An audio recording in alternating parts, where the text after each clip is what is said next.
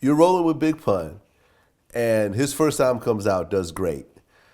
He's now working on his second album, Yeah. but his weight is starting to get out of control. Pun was gaining weight, writing Yeah Baby at Sony Studios with a bed inside the studio, with a mic by the bed, because it got to that point that he got too many yes men around him, man. Everything he would say, they'll do. You know, when I first came in there and I seen that, I was like, yo, my nigga, what are you doing? This shit look like your bedroom. And I understood. Sometimes that was what made him comfortable, made the inspiration come out a little more. But it was just like, nigga, that's an excuse for your ass to just sit down, be sitting down doing shit, getting lazy. That's just the tough love I have for him. So when I say shit like that, he would get mad at me like, oh, you the only one who say that. You the only one who say that. Yeah, nigga, I know I'm the only one who say that because I know you. I know you manipulate situations to make yourself more comfortable because of your weight. I know that. So that came into arguments and shit like that, but then, 30 minutes later, we were friends again. It was just little hot moments like that. But yeah, he became, his immobility and him being so overweight became his mind to be so active to create people to be his arms and legs for him. So he started controlling. He did the fucking Dr. Xavier on people. And I saw that because I always looked at him as a superhero. And if I was to think what superhero would Pun be, it was fucking Dr. Xavier. Because your ass is in a wheelchair, but you're still controlling niggas. So, that he was great at that. So Pun ends up going to like a fat farm. He does. He went. He lost some weight, but then he comes out and he gains all the way back. Because, once again, manipulation.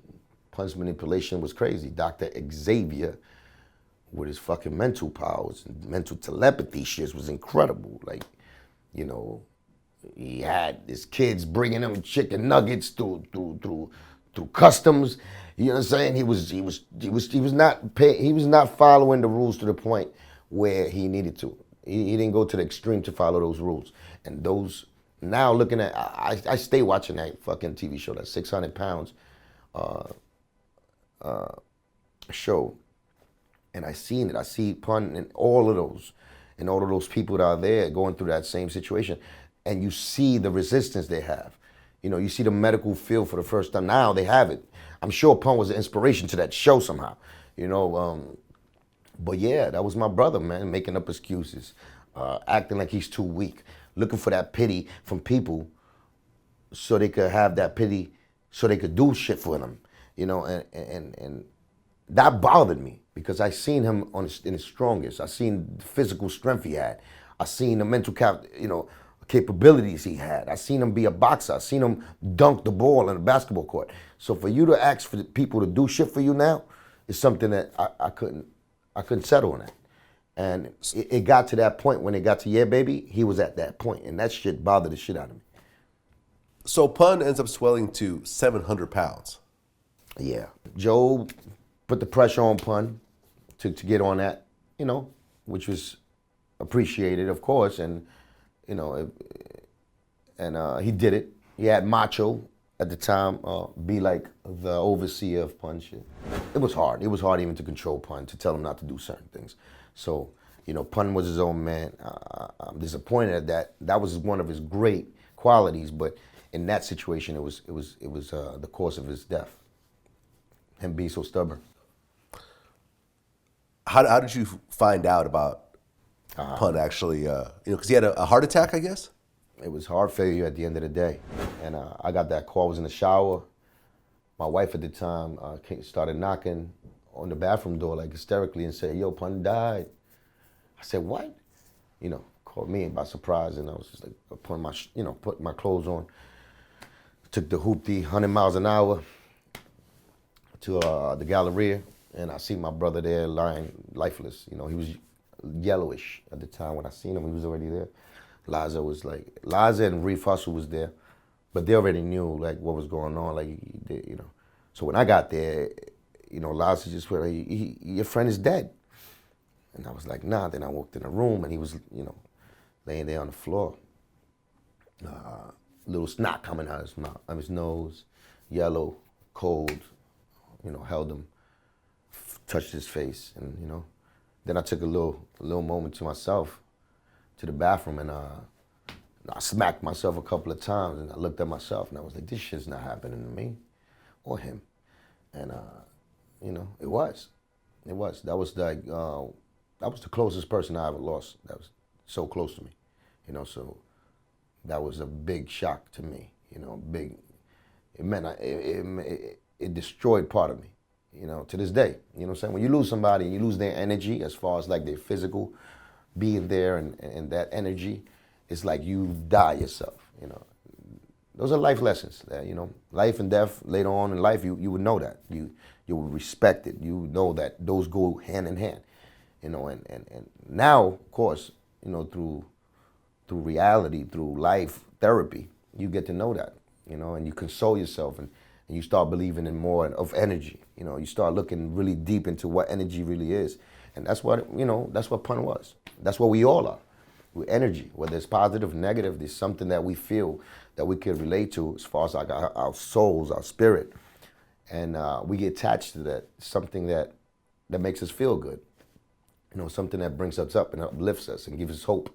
And that's what pun was, in our lives. So Pun passes. Yeah. His second album comes out.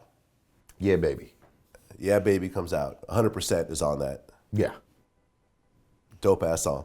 Yes, sir. And really, really kind of, because I just interviewed Tony Sunshine. When you put out 100% with Pun, you're, half the chorus is in Spanish. Right. And half of it is in English. Right. And it worked. It worked on that record perfectly, even if you don't speak Spanish like I do. Nobody believed it, Vlad.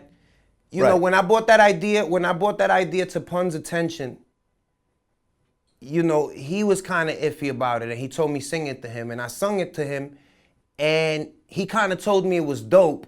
He was like, yo, that's a dope idea, but still in all, he was like iffy about it. Joe heard it and said it will never work. We put it together. I think we played it for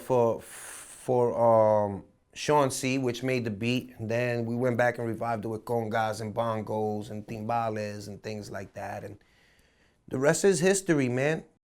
That was one of the songs that was needed. That I think that made Pun more whole as far as an artist. That made the people, like he could flaunt that Spanish shit in front of people's face and say, I told you, nigga, Boricuas got it like that. You understand? That was just him. So he was getting, like when he passed away, he wasn't even there yet where he wanted to be as far as an artist. So I knew his energy, I knew his drive, I knew his message. So when he did that song, it was just him letting the world know. And when I say the world, I mean all races know Boricuas are the shit. And I'm the best that ever did it. And I could put my heritage against yours and make it hot. That was just him. And he meant it in a great way, which is, uplifting Puerto Ricans, is putting black people and Puerto Ricans together, all hip hop, all hip hop fans to come together and celebrate what Spanish and black people could do together. So that's what, his whole thing. And he put just Tony there because Tony was like our singer. You know what I'm saying? He was like our singer, and then we find somebody bigger later on, like R. Kelly. We'll put R. Kelly and then tell Tony, yo, my bad, my nigga, but that's R. Kelly. Don't worry, we're gonna help you in your album. So we was preparing each other, but Tone, he'll volunteer to do any song with us at that time, But yeah, Pun thought of the idea with the hook and all of that. That was really every song that me and Pun did, as far as like for his album and our albums, we thought of, and then, we'll tell Tony to come sing for us to see how the first demo sounds, so we could, really have an outlook of that project.